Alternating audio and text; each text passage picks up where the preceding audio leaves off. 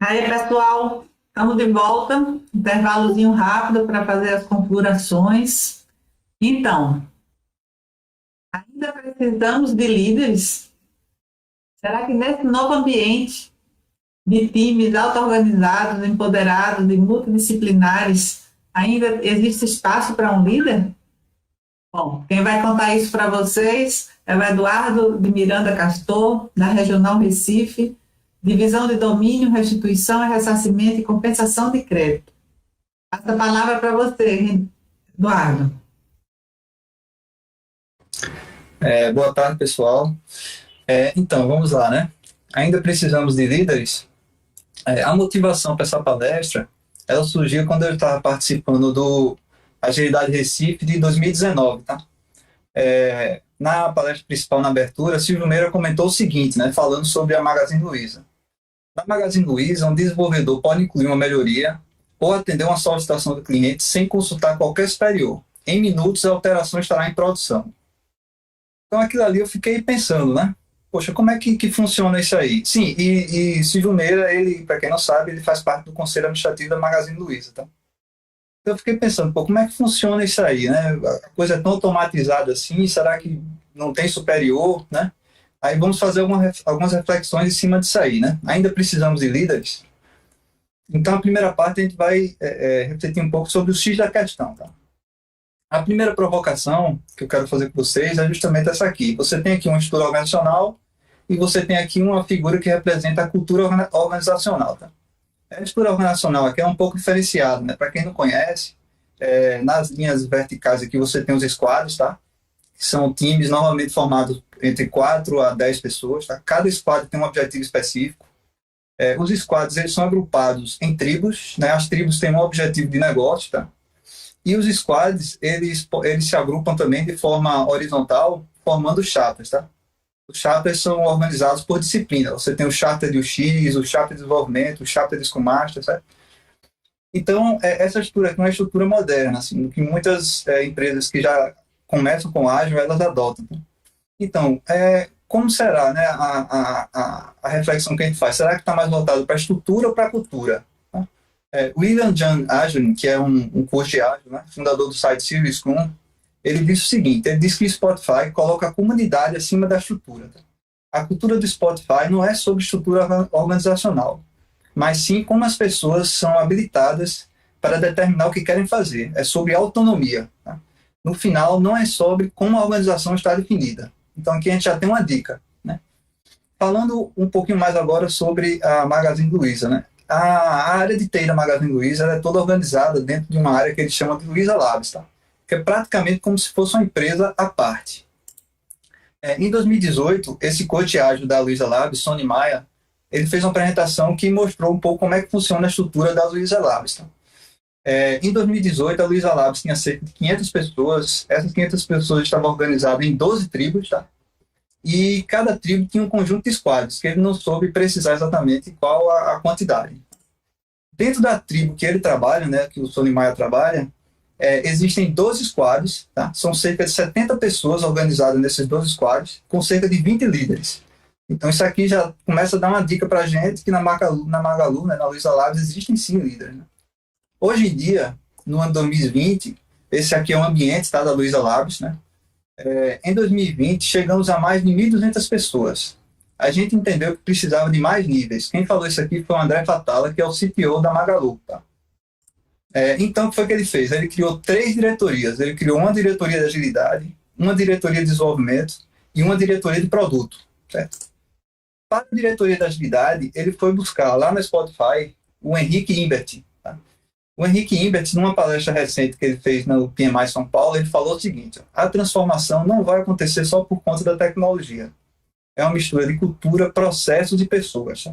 O Linhagem empodera a ponta, e é a ponta que gera valor. Tá? E sobre essa diretoria aqui, o André Fatala falou o seguinte: o papel dessa equipe não é ser uma muleta dentro dos times. Queremos que essa mentalidade esteja nas lideranças. Tá? Então é muito importante aqui que você já vê que a cultura ágil é uma coisa que deve ser implantada nas lideranças, tá? E veja que o Henrique Imbert falou também, que é muito interessante, de empoderar a ponta, ou seja, a cultura vem de cima, mas o valor ele vem da ponta, vem de baixo, certo? Então já deu para perceber que nós estamos falando de cultura organizacional, tá? É o conjunto de valor, de práticas, comportamento das pessoas na empresa, tá? Pessoa é um ponto importante aqui quando a gente fala de cultura organizacional. Vera Meinhard, né, que é coach e fundadora dessa empresa aqui, DH for Better World, ela fala o seguinte: para adquirir a cultura ágil, é insuficiente formar as pessoas no método. É necessário criar espaço para uma transformação de atitudes e comportamentos compatível com os valores do Manifesto Ágil. Ou seja, ela está falando aqui de transformação cultural. Tá? O Simon Powers, né, que é CEO da Agile, Adventures of Agile, num artigo ele escreveu o seguinte: se nós queremos ter sucesso resolvendo problemas complexos, nós temos que criar times que são auto-organizáveis, motivados e empoderados para tomar decisões. Isto requer que líderes e gerentes tenham um comportamento apropriado, né, em torno de confiança, transparência e na crença de que as pessoas vão fazer a coisa certa. O Simon também criou essa imagem aqui, que é bastante conhecida em artigos assim, que falam de agilidade, que é o seguinte: ele preconiza que se não houver uma transformação cultural, se não houver uma mudança na estrutura e na cultura da empresa, a empresa não consegue sair dos processos, ferramentas e das práticas. Tá? Você não vai conseguir adotar os princípios, os valores e não vai conseguir atingir o mindset ágil. Né? O mindset ágil é quando você já domina o framework, a metodologia, e consegue aplicar ela da melhor forma possível. Tá? Então, se você não conseguir mudar a estrutura ou a cultura organizacional, você vai ter um monte de quadro branco, um monte de post-it, as pessoas vão estar fazendo reuniões diárias, mas o resultado daquilo ali vai ser longe de você estar entregando valor para o cliente, de você fazer entregas rápidas, de você ter times auto-organizáveis. Tá? Então, a parte 2, ele vai trazer um contexto agora dessa questão da transformação cultural para as empresas tradicionais. Eu acho que o certo se encaixa um pouco. São empresas que não nasceram de forma ágil, né? Elas precisam promover essa transformação. Tá? Então, lembrando do nosso contexto, né, trazendo aqui essa questão aqui do desenvolvedor, né, com toda a autonomia e podendo agir livremente, vamos trazer para o contexto da gente agora. Né? Então, você tem aqui o desenvolvedor, aquele cara que já foi dito lá, né? Ele está dentro de um time ágil, tá? Então, o contexto dele é um time ágil. Você tem aqui os membros do time, você tem aqui o PO, você tem aqui os elementos, né, desse contexto ágil, que são as ferramentas de automação, né, que são importantes, o framework ou o método ágil que você adotar, o Kanban, o Scrum, e você tem aqui a cultura, os valores e o mindset ágil. Tá? Nesse primeiro nível aqui já aparece um primeiro líder, né, que é o Scrum Master, ou líder ágil, ou facilitador, né, dependendo da metodologia. Esse cara aqui, ele tem a função principal dele de fazer o framework funcionar. Né? Ele já é um primeiro nível e talvez o nível mais importante para fazer a cultura do ágil funcionar, tá? Em empresas tradicionais. Né? Então, é importante que esse Scrum Master ele esteja de olho nos valores que a metodologia preconiza. Tá? No caso do Scrum, você tem aqui coragem, foco, comprometimento, respeito e abertura. Eu vou falar um pouquinho mais no próximo slide agora sobre esses 5 valores, tá? Que é importante. Esse cara aqui, o Steve Traps, ele fez um artigo que ele conseguiu mostrar, né, que é possível você visualizar a cultura do time. Tá? Você utilizando essa ferramenta aqui. Numa retrospectiva, você pode pegar um quadro em branco, um papel em branco, né? Criar aqui esses 5 eixos, um eixo para o comprometimento, um eixo para abertura, um eixo para o respeito, um eixo para a coragem, um eixo para o foco, né? Distribuir para os membros do time e você pede para que cada um faça uma autoavaliação. Tá? Como é que é feita essa autoavaliação? Você pode utilizar essas perguntas aqui, tá? Coragem. Trabalho no item de maior prioridade ou escolho outra tarefa? Se perceber que está algo errado, eu irei expor, irei questionar membros do time. Se perceber que estão fazendo algo errado, vou tentar corrigir minhas falhas. Né? Comprometimento. Estou sempre ciente dos objetivos da sprint, estou me dedicando ao máximo para atingir os objetivos, né? Não atraso as cerimônias e participo ativamente das cerimônias. Foco. Não me distraio enquanto trabalho no item do backlog da sprint. Assim que o item estiver pronto, informo o status e procuro outro item. Né? Estou dividindo a dedicação do item com outras atividades. Né? A gente sabe que o Scrum requer uma dedicação integral na sprint. Né? Abertura. Sou transparente em minha comunicação. Escondo temas difíceis na esperança de que o tempo resolva. Posso compartilhar meus sentimentos com o time. Sempre digo a verdade sobre a situação de um item. E respeito. Ouço os outros com dedicação. Independente de quem está falando, valorize a opinião de todos igualmente, sinto que minha opinião é respeitada, confio no trabalho dos outros. Então, essa ferramenta aqui é muito útil, tá? Depois que você fez isso aqui, aplicou em cada um dos membros do time, você pode fazer uma média e colocar no quadro branco lá como é que está a cultura ágil do time. Isso pode ser melhorado a cada sprint, tá? E aqui eu quero mostrar que as outras metodologias também possuem um conjunto de valores, tá? Que é muito importante que o líder ágil esteja sempre de olho. Tá? A principal função dele, eu acho que é mais voltada para a cultura do que para as práticas em si, certo? Você tem que a cultura do respeito é uma cultura que está nas 3 metodologias, no XP, no Kanban e no Scrum. Então, de forma geral, o que é que o líder ágil faz para promover a cultura, né, do ágil? Ele é um líder servidor, tá? Ele não comanda diretamente o time, ele participa dando sugestão, ajudando o time a atingir o objetivo. Ele cria uma cultura de empirismo e aprendizado, né? O que vem ser isso aqui? O empirismo está diretamente relacionado com a complexidade. O ágil ele encara os projetos de software como algo extremamente complexo. E a única forma de você conseguir dar conta dessa complexidade é você rodar o projeto.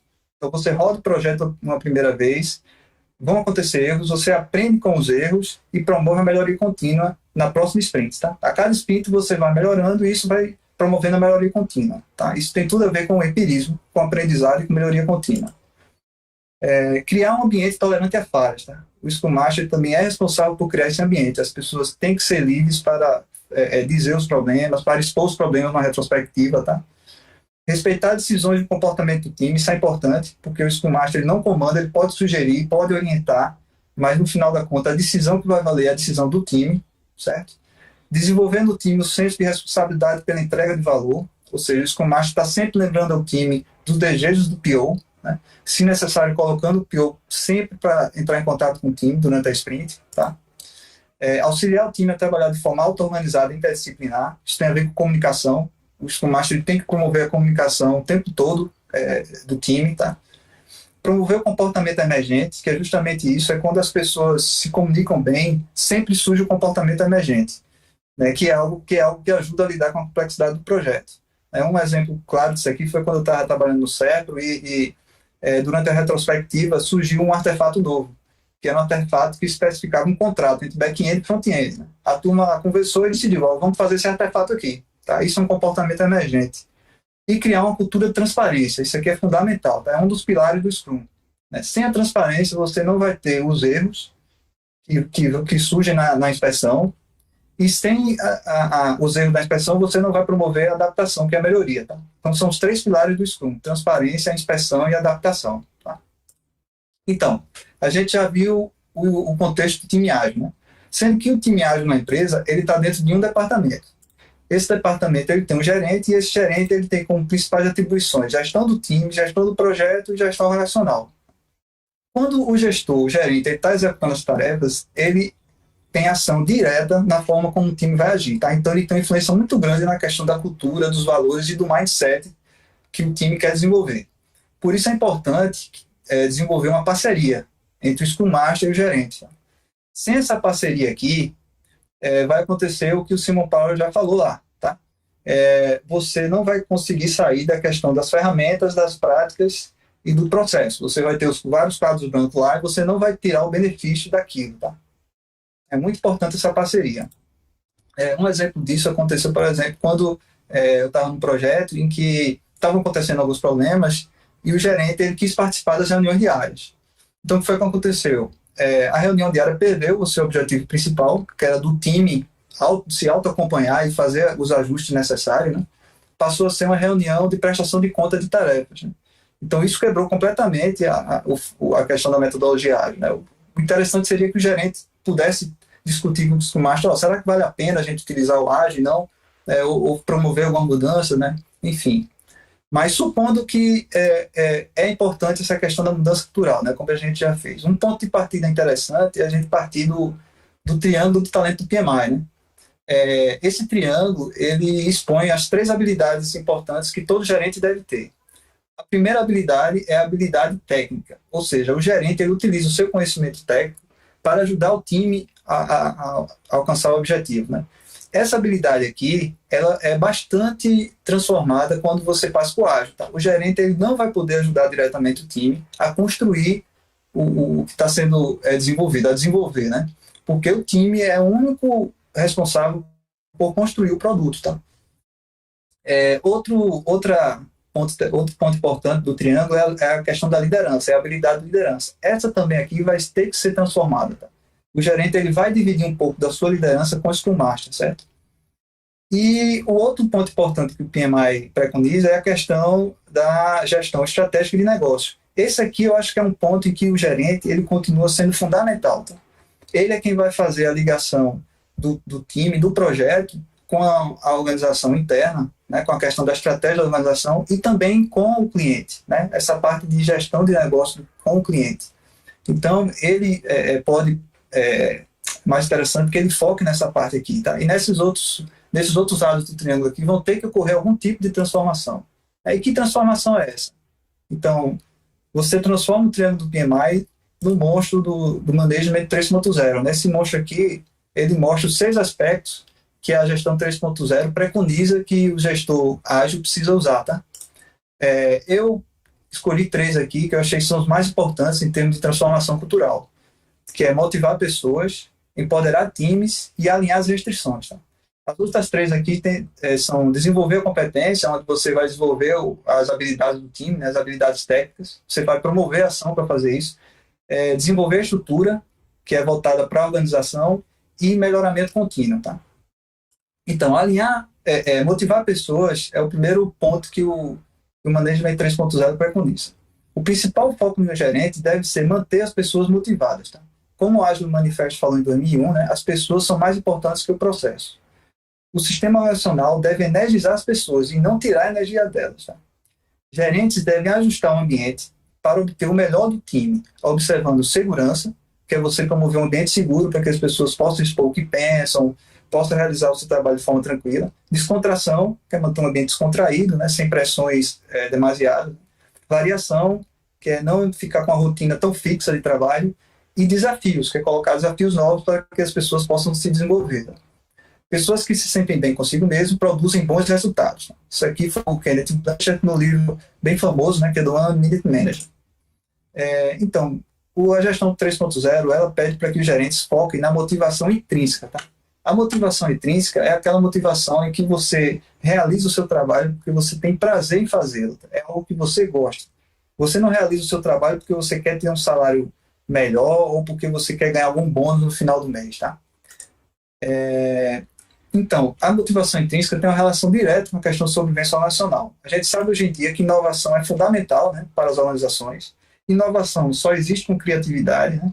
E estudos comprovam que só pessoas que trabalham movidas pela motivação intrínseca conseguem ser criativas e conseguem produzir inovação, tá? E o outro motivo também é o seguinte, né? Antigamente a gente via projetos de software dessa forma, né?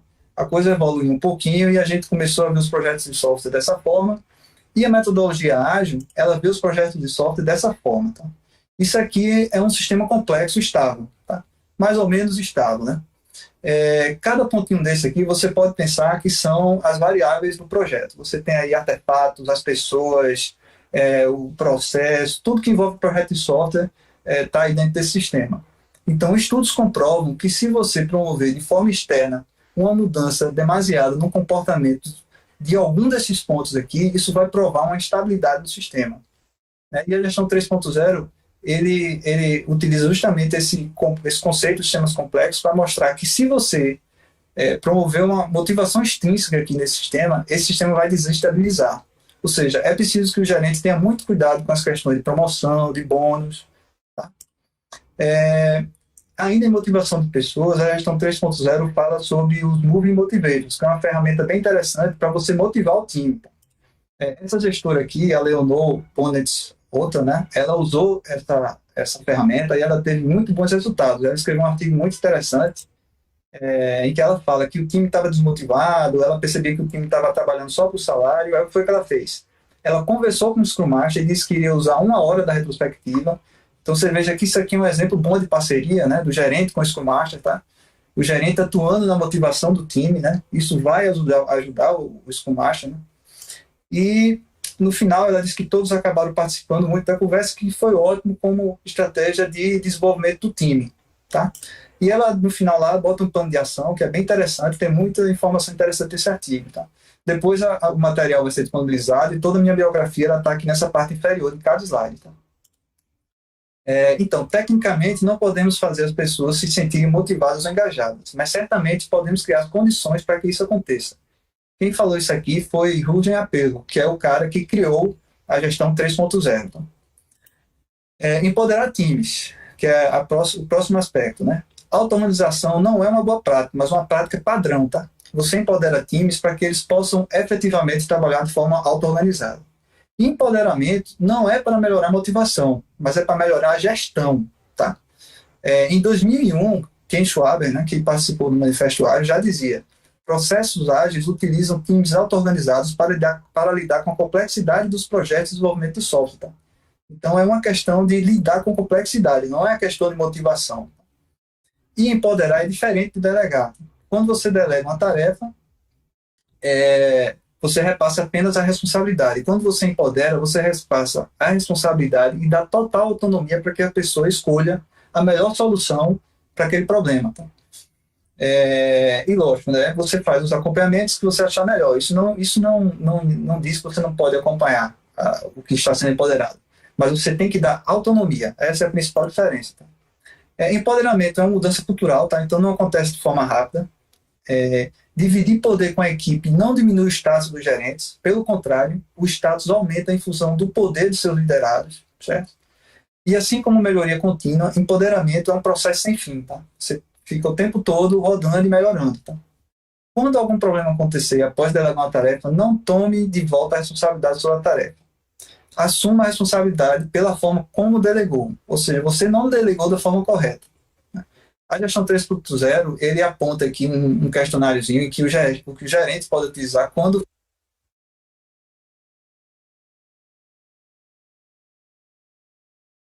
e o que é que ele diz? Ele diz o seguinte: quando você delegar, procure verificar se a pessoa que você delegou tem habilidade para fazer aquela tarefa, se você levantou os riscos que desse processo que você está delegando, né? Se você pensou, né, em tudo que envolve esse processo de delegação, se você pensou sobre ele, tá? Então você sai marcando, certo? Alinhar restrições. Gestão necessária para conduzir o time auto-organizado na direção do resultado desejado. Ou seja, a auto-organização não significa anarquia. Tá? O gestor ele tem total condições de atuar no ambiente em torno do time para direcionar o time no objeto, né, no objetivo que a organização precisa, certo? Mas aí o diferencial é que o gestor, ele trabalha no ambiente, ele alinha as restrições e não as pessoas, tá? Então a metáfora que a gestão 3.0 utiliza é a questão do jardineiro, né? Onde ele rega a planta, onde ele protege a planta do sol, onde ele faz um agrado na planta, mas ele não atua diretamente na planta. A planta se desenvolve sozinha, tá? Essa figura aqui é interessante, porque ela mostra que quando você faz um alinhamento com o time, é importante também que você dê autonomia, tá? Aqui você tem autonomia e aqui você tem um alinhamento. Se você não dá autonomia, nem você alinha o time, as pessoas estão aqui perdidas. Se você dá autonomia, mas você não promove o alinhamento necessário, as pessoas têm autonomia para agir. Mas você está aqui sem conversar com elas, eu espero que as pessoas estejam trabalhando no problema. Você não se alinhou, você não promoveu nenhum alinhamento com as pessoas estão aqui, ó, com bastante autonomia, mas cada um para o seu lado. Tá? Nesse ponto aqui, você faz um autoalinhamento com as pessoas, mas você não dá autonomia. Tá? Aqui você diz, eu quero atravessar uma ponte, e você já diz exatamente o que cada um deve fazer, construa a ponte. Tá? As pessoas não vão se agrupar em torno de um objetivo. Cada um vai procurar construir a ponte e você vai demorar mais para atingir o objetivo. Nesse ponto aqui, não. Você tem o autoalinhamento, onde você diz, eu quero uma ponte.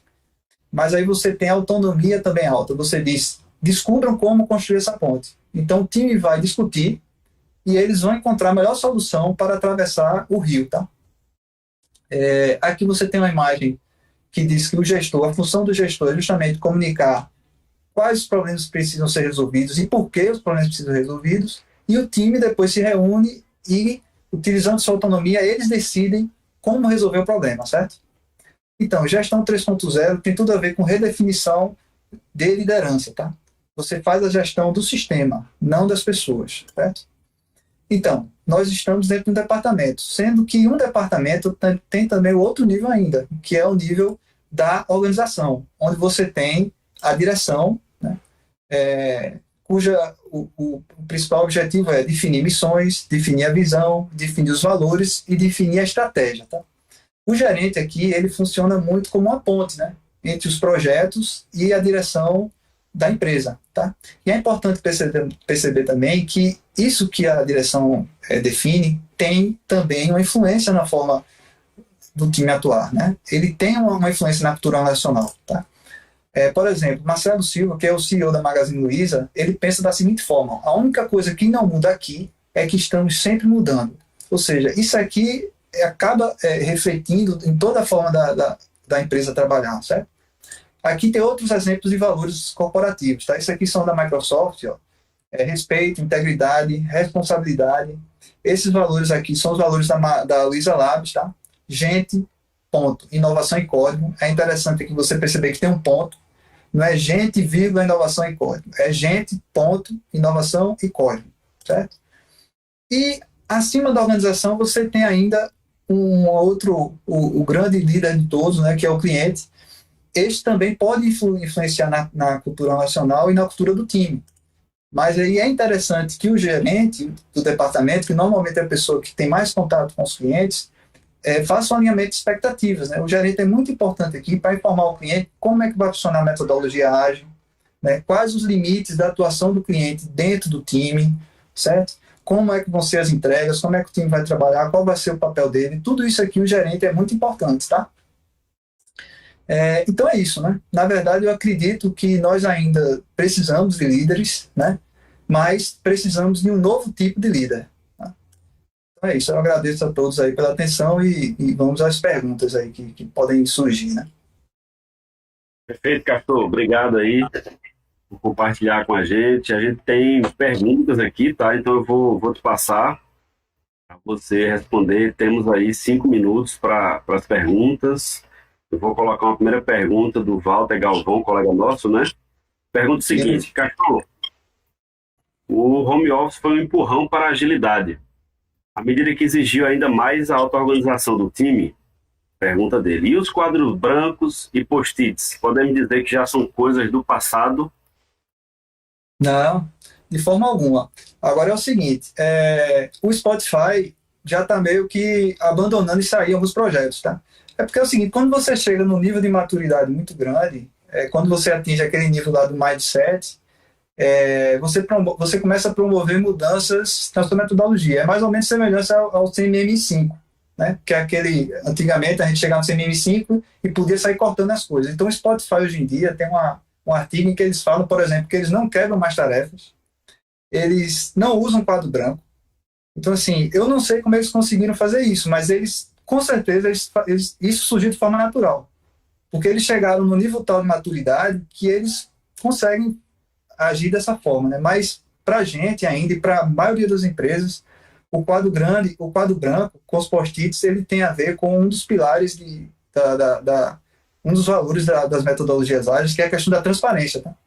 Então, tudo que você puder colocar no quadro e ficar transparente para que todo mundo possa enxergar, é interessante que coloque. Tá? Perfeito. Castor, eu tenho uma pergunta aqui, ela é de, assim, mais ampliada, vamos dizer assim, tá? Porque assim, você citou aí Spotify, Magazine Luiza, que embora seja uma grande empresa de varejo, mas ela é muito baseada em TI, em software, em plataformas, isso aí a gente sabe. Mas a minha pergunta para ti é o seguinte, porque nós estamos falando aqui de cultura, né?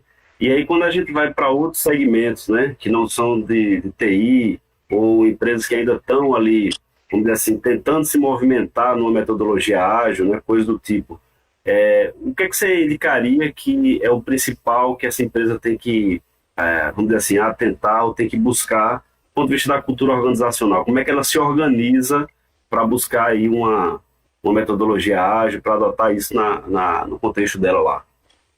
Eu acho que é o seguinte, eu acho que como toda empresa, né, inclusive o CEP e aí quase todas, elas começam realmente de baixo. Você começa adotando algumas ferramentas, alguns processos e algumas práticas, né?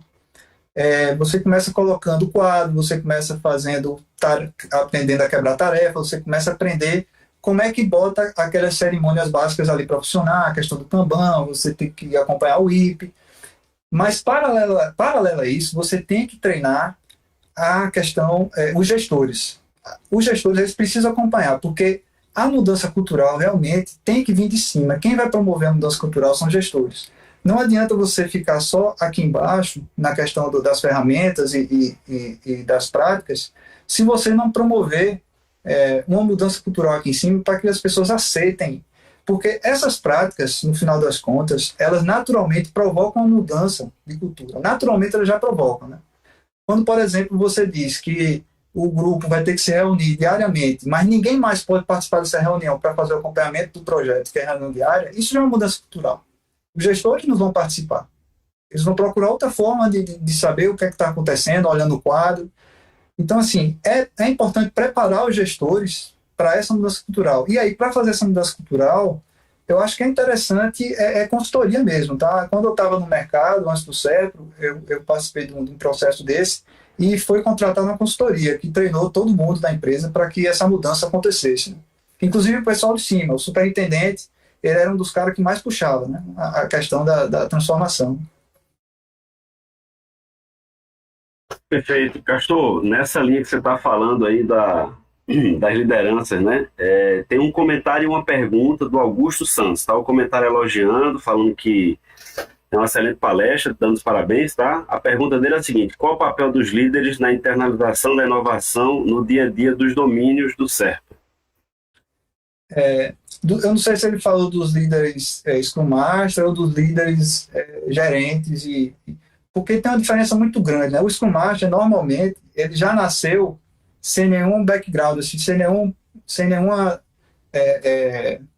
coisa preconcebida. Os Scrum Masters já nasceram ágeis, então eles têm esse papel já natural de promover a cultura ágil, né? Já os gerentes, eles têm um background para trás na metodologia tradicional. Então, assim, tem que ser promovida uma mudança aqui, né? O líder, considerando o Scrum Master, que é o primeiro nível, que eu acho que é o mais importante, né?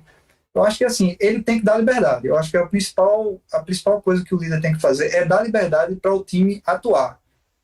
Aquela questão lá do respeito, da forma de cada um pensar, que inclusive as 3 práticas preconizam, né? O Kanban, o Scrum e o XP, eu acho que é fundamental. É você respeitar a forma como cada um quer expor, o que cada um quer fazer, né? Muitas vezes a gente minimiza uma pessoa ou minimiza um determinado conhecimento, mas dali, às vezes, é que vem a contribuição maior, tá? Então, eu acho que essa coisa da liberdade, da autonomia, eu acho que é a questão fundamental, né? A gente viu que a Luiza Labs, ela fala muito sobre essa questão da autonomia. Beleza, Castor, a gente chegou aqui já estamos no limite do tempo, a gente encerra agora, tá? E mais uma vez te agradece aí em nome da organização do Tech Day, do CERPRO, obrigado. Beleza. Quero agradecer a todo mundo aí também que acompanhou, muito obrigado. Perfeito. Obrigado. Para o pessoal que nos acompanha, a gente vai fazer aquela pausa habitual para organizar a sala aqui e em breve, daqui a pouquinho, a gente retorna com a última palestra aqui da tarde e do Tech Day. Bom, obrigado a todos, até daqui a pouquinho.